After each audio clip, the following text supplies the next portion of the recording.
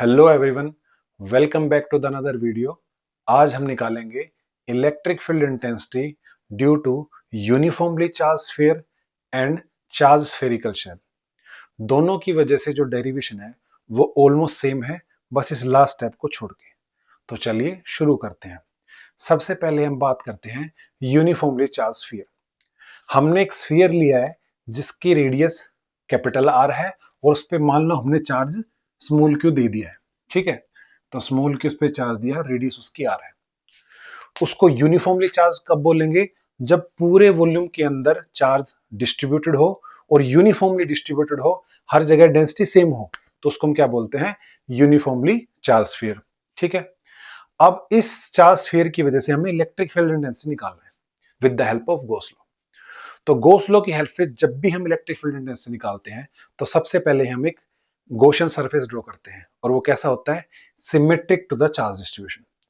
तो इस charge distribution के जो सिमेट्रिक एक गॉसियन सरफेस आता है वो क्या आता है? स्फीयर ही आता है। क्या आता है? स्फीयर ही आता है। तो सबसे पहले हम कहां निकालते हैं? इलेक्ट्रिक फील्ड इंटेंसिटी निकालते हैं at a point outside, at a point outside the sphere, that is R, capital R greater than capital are. ठीक है, इसका मतलब क्या है? हमने जो गॉसियन सरफेस, मान लो इस पॉइंट पे इलेक्ट्रिक फील्ड निकालना था, तो हमने इस पॉइंट पे गॉसियन सरफेस मान लिया है। ठीक है, इसकी रेडियस कैपिटल आर है, सॉरी स्मॉल आर है, और हमारे चार्ज स्फीयर की जो रेडियस है वो कैपिटल आर है। तो ये हमने गॉसियन सरफेस मान लिया। अब मान लो एक छोटा सा एरिया लिमिट लिया है, इसके थ्रू मैं फ्लक्स निकालता हूं, और पूरे सरफेस के थ्रू कैसे निकालूंगा? उसके थ्रू निकाल के इंटीग्रेट कर देंगे। तो चलिए शुरू करते हैं। तो गॉस लॉ क्या बोलता है कि flux of electric field over a close surface is equal to 1 by epsilon naught times of charge inclose. ठीक है, तो फ्लक्स निकालते हैं इस छोटे से सरफेस के थ्रू। कैसे निकालेंगे? E dot D S. Electric field देखो, हमारा इसके अंदर चार्ज कैसा डिस्ट्रीब्यूटेड है? पॉजिटिव। तो पॉजिटिव चार्ज की वजह से कैसा होता है? Radially outward. बाई सिमेट्री हम देख पा रहे हैं कि जो चार्ज की वजह से जो इलेक्ट्रिक फील्ड आएगा that will B radially outward. ठीक है, तो इस पॉइंट पे अगर मैं इलेक्ट्रिक फील्ड देखता हूं तो आ रहा है रेडियली आउटवर्ड। अगर मैं एरिया वेक्टर की बात करता हूं तो वो भी क्या होगा? Radially outward. तो दोनों की डायरेक्शन क्या हो गई है? सेम। तो अगर मैं यहां पे देखता हूं ई डॉट डी एस, तो E D S cos zero. क्यों? क्योंकि दोनों सेम डायरेक्शन में, दोनों के बीच का एंगल हो गया जीरो। अब क्या है? अब मैं इंटीग्रेट करता हूं, पूरे एरिया के थ्रू फ्लक्स निकालता हूं। पूरे एरिया के थ्रू फ्लक्स निकालने के लिए इंटीग्रेट करना पड़ेगा। अब देखो, इस पूरे सरफेस पे मेरी आर तो कांस्टेंट है, आर कांस्टेंट है तो मेरा इलेक्ट्रिक फील्ड कांस्टेंट है, तो ई इस इंटीग्रेशन के बाहर जाता है। अब बचता है इंटीग्रेशन ऑफ डीएस, मतलब कि इस एरिया को इंटीग्रेट करो तो मेरा पूरा एरिया आ जाएगा। और ये पूरा एरिया कितना होगा? Area of the sphere is 4 pi are square. ठीक है, तो ये लेफ्ट हैंड साइड आ गई है इसकी। ठीक है, दैट इज ए इंटू में 4 pi are square. Right hand side क्या होती है? Charge enclose by the close surface. तो ये सरफेस कितना चार्ज इनक्लोज करता है? देखो मैंने बताया था इस स्फीयर के अंदर स्मॉल क्यू चार्ज है, तो ये हमारा चार्ज कितना आया? क्यू अपॉन में एप्सिलॉन नॉट। ठीक है जी, आगे सोल्व करके अब हमें ई निकालना है, तो इसको इधर ले जाएंगे, तो हमारा इलेक्ट्रिक फील्ड कितना आएगा? Q upon 4 pi epsilon naught are square. So the electric field intensity at a point outside, किसकी वजह से? Because of uniformly charge sphere, कितना आता है? Q upon 4 pi epsilon naught are square. ठीक है, लेकिन ये आपने 12th क्लास के फर्स्ट चैप्टर में देखा हुआ है कि electric field intensity due to a point charge कितना आता है? Q upon 4 pi epsilon naught are square. इसका मतलब स्फीयर की वजह से जब हम बाहर इलेक्ट्रिक फील्ड निकालते हैं ना, तो वो कैसे बिहेव करता है कि ये पॉइंट चार्ज है, तो उसकी वजह से भी कितना आता है? Q upon 4 pi epsilon naught are square. इसकी वजह से भी कितना आएगा? Q upon 4 pi epsilon naught are square. ठीक है, तो आप लिख सकते हो कि the electric field intensity at a point outside the sphere behaves like whole charge is concentrated at the centre. ठीक है, तो ये यहां तक के लिए आपका वैलिड है, सिर्फ फर्स्ट केस के लिए। नेक्स्ट हम बात करते हैं second case, that is on the surface of the sphere, कि हमें इसके सरफेस पे इलेक्ट्रिक फील्ड इंटेंसिटी बतानी है कितनी होगी। तो देखिए मैं क्या करता हूं, मैं ये जो गॉसियन सरफेस लिया इसकी रेडियस को छोटा करता लाता हूं, और मैं इस पॉइंट तक आ गया, समझ रहे हो? उसको छोटा करते करते करते करते मैं अगर इस सरफेस तक आ गया। अब मेरे को फ्लक्स निकालना है इसके थ्रू। तो देखो लेफ्ट हैंड साइड तो सेम रहेगी, ई इंटू में 4 pi r square. Right hand side में क्या होता है, चार्ज इनक्लोज अपॉन में एप्सिलॉन नॉट।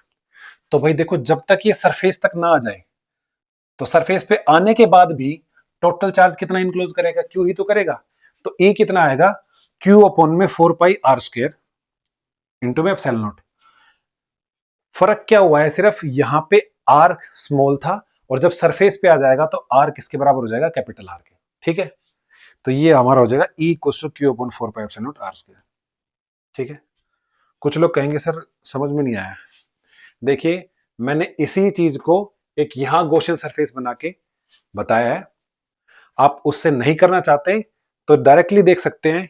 देखिए ये जो है इसी का ही स्पेशल केस है। ठीक है, देखो सरफेस से जस्ट बाहर जब हम निकलते हैं, तो चाहे बगल में हो चाहे 1 किलोमीटर दूर हो, ये हमारा फॉर्मूला वैलिड होता है। ठीक है, तो ऑन द सरफेस क्या होगा, r is equal to r, capital r put कर देंगे। कैपिटल आर पुट करते हम कहां पहुंच जाते हैं, उसके सरफेस पे। तो कैपिटल आर पुट करते क्या हो जाएगा, Q upon 4 pi r capital R square. So this is the only difference. अच्छा कोई कहेगा सर इसकी डायरेक्शन हम कैसे लिखेंगे, ये तो आपने सिर्फ मैग्नीट्यूड बताया। तो देखो electric field is radially outward, तो रेडियली आउटवर्ड को कैसे दिखाते हैं, आर कैप से। यहां पे भी कैसे हो जाएगा, आर कैप से। ठीक है जी, यहां तक का हो गया। अब हम निकालते हैं electric field intensity in at a point inside the sphere. क्या लिखोगे, electric field intensity at a point inside the sphere, जो कि क्या है, r less than capital are. ठीक है, तो उस पॉइंट पे कैसे निकालेंगे, जिस पॉइंट पे निकालना होता है उस पॉइंट पे हमें गॉसियन सरफेस ड्रॉ करते हैं। तो हमें इस पॉइंट पे निकालना था, इस पॉइंट पे मैंने एक गॉसियन सरफेस ड्रॉ कर लिया है। ठीक है जी, इस पॉइंट पे मैंने एक छोटा सा एरिया एलिमेंट ds कंसीडर किया है। अब मैं इस एरिया एलिमेंट के थ्रू फ्लक्स निकालता हूं, तो फ्लक्स क्या होगा, E डॉट ds। अब देखो वही लगेगा, इलेक्ट्रिक फील्ड बाहर की तरफ है, एरिया वेक्टर भी बाहर की तरफ है, तो E ds कोस जीरो हो जाएगा। ds को इंटीग्रेट करूंगा तो मेरा E इंटू में 4 पाई r स्क्वायर आ जाएगा। बिल्कुल सेम है जैसे ये हुआ था यहां तक, तो ये E इंटू में 4 पाई r स्क्वायर आ गया। मेन जो प्रॉब्लम आती है या जो मेन काम है हमारा वो क्या है, हमें निकालना है चार्ज इनक्लोज, कि इसके अंदर कितना चार्ज इनक्लोज हुआ है। देखो भाई पूरे स्फीयर के अंदर क्यू चार्ज इनक्लोज हुआ है, जिसकी रेडियस आर है। तो एक छोटा स्फीयर हमने लिया है जिसकी रेडियस कितनी है, स्मॉल आर। तो इसके अंदर कितना चार्ज इनक्लोज होगा भाई, तो इसको निकालने के लिए हम एक चीज डिफाइन करते हैं जिसको हम बोलते हैं चार्ज डेंसिटी। और यहां पे कौन सी चार्ज डेंसिटी है, रो को बोलते हैं वॉल्यूम चार्ज डेंसिटी। क्या है, वॉल्यूम चार्ज डेंसिटी। इसको लिखते हैं चार्ज पर यूनिट वॉल्यूम। इसका मतलब है कि यूनिट वॉल्यूम का चार्ज है रो। क्या मतलब हुआ, यूनिट वॉल्यूम का चार्ज है रो।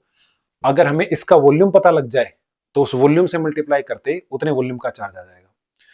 कोई कहेगा नहीं समझ में आया, तो भाई सिंपल सा इधर आ जाओ। रो होता है चार्ज बटे वॉल्यूम, तो चार्ज कितना आएगा, रो इंटू में वॉल्यूम। ठीक है, तो इतने स्फीयर के अंदर कितना चार्ज होगा, charge is equal to rho into में वॉल्यूम। तो रो इंटू में इसका वॉल्यूम, तो भाई इसका वॉल्यूम कितना होता है, स्फीयर का वॉल्यूम होता है 4/3 पाई r क्यूब। तो इसका वॉल्यूम मैंने पुट कर दिया 4/3 पाई r क्यूब। तो भाई चार्ज इनक्लोज आ गया, ई डॉट ds आ गया। अब इन दोनों को गॉस लॉ वाली इक्वेशन में पुट कर देंगे। तो लेफ्ट हैंड साइड आ गई ई डॉट पाई आर, मतलब ई इंटू में पाई r square 4 pi r square. Right hand side में क्यू इनक्लोज की वैल्यू पुट कर दी है अपॉन में एप्सिलॉन नॉट। अब यहां से देखो 4 pi r square 4 pi r square cut जाएगा, मतलब यहाँ पे r स्क्वायर है, यहाँ पे r क्यूब है, तो एक पावर बच जाएगी r। तो आंसर में क्या बच गया, rho r by 3 epsilon naught. ठीक है, so the electric field intensity at a point inside a uniformly charge sphere is rho r by 3 epsilon naught. ठीक है, तो इस प्रकार हमने तीनों पॉइंट पे हमने निकाल दिया। तो इसका कंक्लूजन है, आपको ये पक्का याद होना चाहिए, ये क्या है, this is the plot of electric field intensity with the variation of r। ठीक है, मतलब कि जब हम सेंटर से धीरे धीरे धीरे धीरे आगे बढ़ते हैं तो हमारे इलेक्ट्रिक फील्ड कैसे वेरी करता है। तो देखिए सबसे पहले हम देखते हैं इनसाइड में वेरी करता है E equals to rho r by 3 epsilon naught. तो देखो रो कांस्टेंट है, यूनिफॉर्मली डिस्ट्रीब्यूटेड है, देखो तो रो कांस्टेंट है मेरा, 3 है और एप्सिलॉन नॉट भी कांस्टेंट है, तो बचा क्या, सिर्फ r। इसका मतलब E is directly proportional to r। कब तक, जब तक कैपिटल R के बराबर ना हो जाए।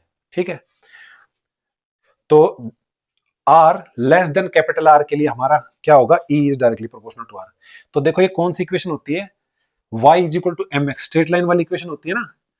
तो y is directly proportional to x, तो स्ट्रेट लाइन बन रहा है, this is the equation of a straight line, तो बिल्कुल स्ट्रेट लाइन आ गया। r is equal to r पे हमारा क्या हुआ, q upon 4 pi epsilon naught r square.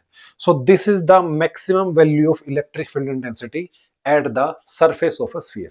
ठीक है, थर्ड केस हमारा किसके लिए आता है, एट ए पॉइंट आउटसाइड, उसके लिए हमारा इलेक्ट्रिक फील्ड कितना आ रहा है, q upon 4 pi epsilon naught r square is inversely proportional to r square, या E is directly proportional to 1 by r square.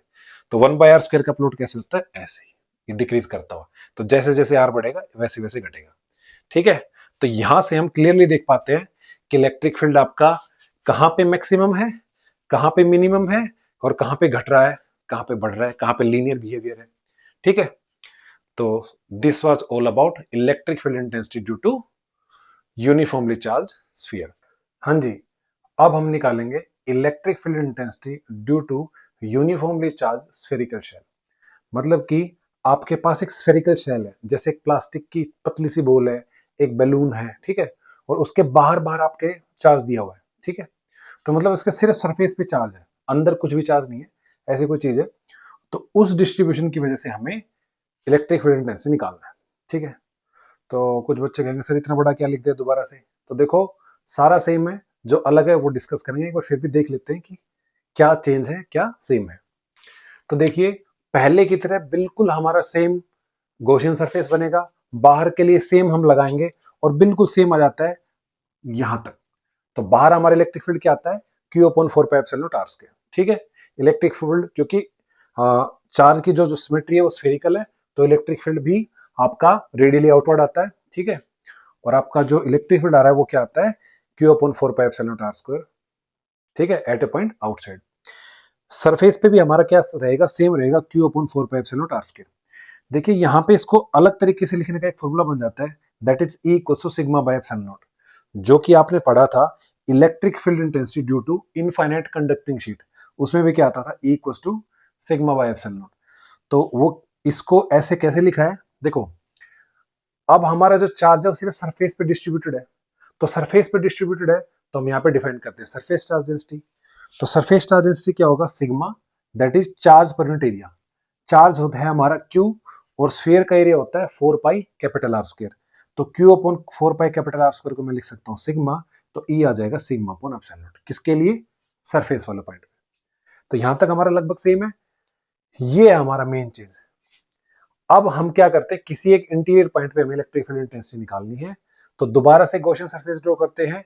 तो लेफ्ट हैंड साइड तो हमारी सेम आ जाते हैं, E इंटू में 4 पाई R स्क्वायर। ठीक है, लेकिन राइट हैंड साइड में हम क्या देखते हैं कि जो चार्ज इनक्लोज कितना होगा, इस गॉसियन सरफेस के द्वारा हमारा कितना चार्ज इनक्लोज होगा। देखिए अंदर हमारा चार्ज है ही नहीं, तो ये कितना चार्ज इनक्लोज करेगा, that will be equal to 0। तो लेफ्ट हैंड साइड तो गॉस लॉ के हिसाब से क्या आती है, E इंटू में 4 पाई R स्क्वायर, है ना। आप दोबारा से ड्रॉ कर सकते हो कि एरिया वेक्टर हो गया, इलेक्ट्रिक फील्ड भी हमारा सिमेट्रिक मानते हैं, रेडियली आउटवर्ड। ठीक है, तो ये हमारा E इंटू में 4 पाई R स्क्वायर आता है। ठीक है, तो लेफ्ट हैंड साइड तो ये आ गई, लेकिन राइट हैंड साइड में ये 0 है। तो इलेक्ट देखो दो चीजों की प्रोडक्ट 0 है, तो आर ना तो 4 जीरो हो सकता, ना पाई 0 हो सकता, ना आर 0, आर भी 0 नहीं, इतना ज्यादा है आर हमारा, तो हो क्या सकता है 0, सिर्फ E 0 हो गया। इसका मतलब क्या है, electric field intensity at a point inside, किसके अंदर, spherical shell, uniformly charge spherical shell के अंदर इलेक्ट्रिक फील्ड इंटेंसिटी क्या आता है, 0। ठीक है, so this is the only major difference between the derivation of electric field intensity for uniformly charge spherical shell and uniformly charge sphere. ठीक है, अब इसका हम प्लॉट बनाते हैं। तो देखियो बाहर तो क्या है 1 बाई आर स्क्वायर, सरफेस पे क्या है, सेम है। ठीक है, क्योंकि देखो आर कम होता जा रहा है, कम होता जा रहा है, तो ये बढ़ता जाएगा। तो कम कितना होगा, सबसे कम आर ही हुआ, कैपिटल आर। और उसके बाद तो अंदर एंट्री करते ही हमारा इलेक्ट्रिक फील्ड कितना हो गया, 0। तो उसके बाद हमारा आता है 0, तो यहाँ पे ये 0 है बेसिकली, है ऐसे। ठीक है, तो अंदर 0 है और सरफेस पे Q upon 4 pi epsilon not capital R square, that is the maximum value of electric field, और बाहर डिकेइंग। ठीक है, तो मिलते हैं अगले लेक्चर में।